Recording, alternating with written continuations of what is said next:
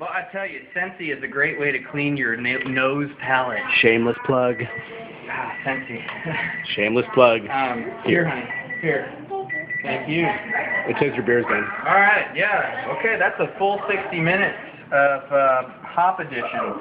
So, is that one word or two? Hop additions or is hop additions. Two words. It's like a hyphenated word. Hyphenated word. And we'll go ahead and we'll take these out and I'll plug them into this receptacle. My wife hates that word, by the way. It's a noun. Yep. She doesn't like to hear it. What is it, reminder of electrical outlets? No. Reminds her of a person I know. His name is Sean Roche. We won't go any further than that. Alright, and we're going to take this off the heat, and I'm going to put it in an ice bath. I don't have what a lot of brewers have, which is a wort chiller. So I'm going to do it ghetto style and grab me some ice. Ice in your cabinet? I was going to say. You like to see my cabinet? Because here it is. It's laid bare. There's not a whole lot in there, but you haven't seen my pantry.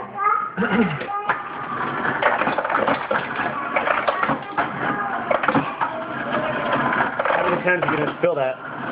I'm going to fill it up with about 5 pounds of ice, but why don't you take the drawer out? Because I need something to break up the ice. It gets stuck in there. At least for the first part. And I'm just going to put this, and we're going to call that the ice bath. We're going to do that for about 20 minutes. Be silly.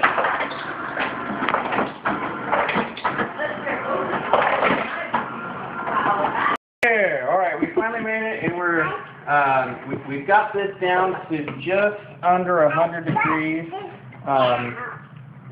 in the ice bath. Which is now a water bath. And of course, now that we've had more than a couple beers in us, we're, really getting into this now. So we're just pitching this right into the old jug here. This is my fermentation tank. Look at the hole.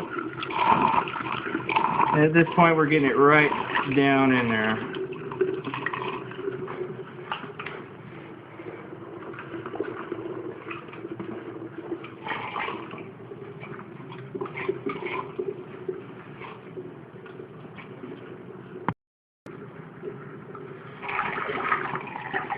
And we're going to get that last little bit in there. And as it settles, I usually have this this screen catcher in there, but I've learned over the last few batches that I've done with any grain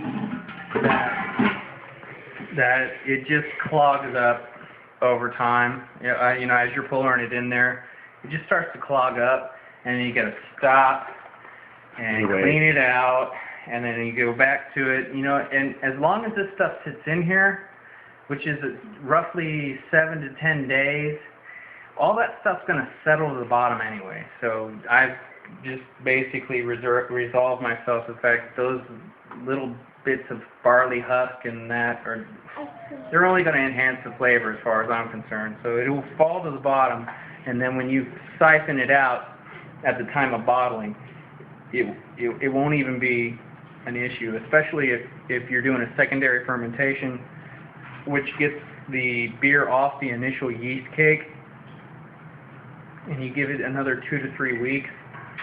Everything's good by that time. You don't really have that much in with the sediment and all that. You don't even have to worry about these screens most of the time. Now, if you're doing an all-grain beer, you probably need that. I don't know. I haven't done an all-grain beer yet. So, for my purposes, filtration is moot, but we'll find out in the future, right? Ain't nothing wrong with a little chew in your beer. Oh, I love a little grain in my grain beer. Help was asked. Help was rendered. We got our wyeast, and with the flat pack, you can see that it's become fully rounded. Yeah. And so it's full of gas, and we don't have to say so much about gas. I'm going to rip this puppy open, and we're going to add it to our brew, which I'm fairly confident, actually. Real quick, we're going to take a primary reading, just for those of you who don't know what, how to do the readings with the Transformometer? Yeah, the transformometer. The hydrometer, thank you very much. We'll get to that right now.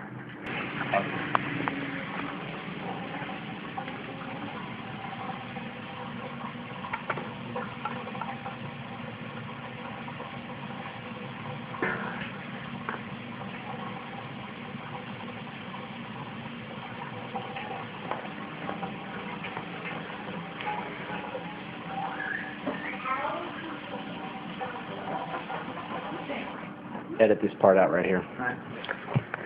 And we're looking at just about 9% alcohol by volume. This is our average percent sugar reading.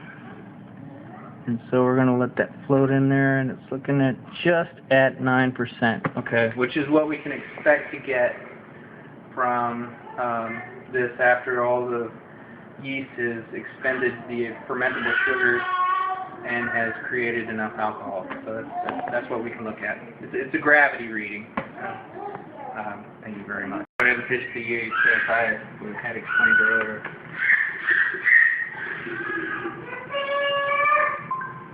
And that's about 1 billion yeast, so give or take. We've probably got a few 100,000 in here anyway. It's just sugar water. Tell Daddy what you think of it. She tried it. Ellie hasn't tried it. Tell It's him. just sugar water. Do you like it? You like pumpkin pie?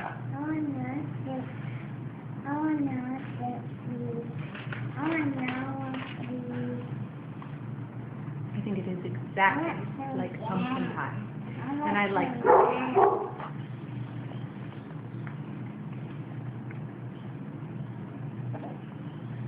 I'm gonna taste it.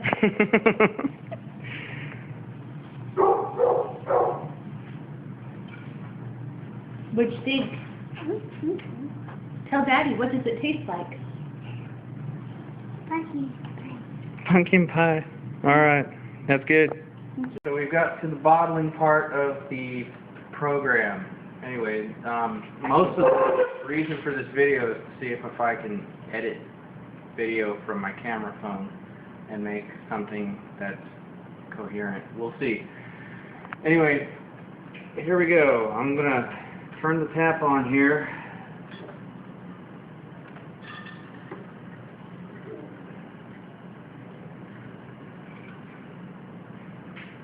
We're just going to fill them up. That's that. We use the standard red capper, and I'm going to get through all these and cap up the wheat beer. Anyway, 5 gallons makes about 2 cases. That is 48 beers, for those of you who don't know how much a case is. I know there are some people who think that it's 30, but thank you, Miller High Life. We're going to get these done.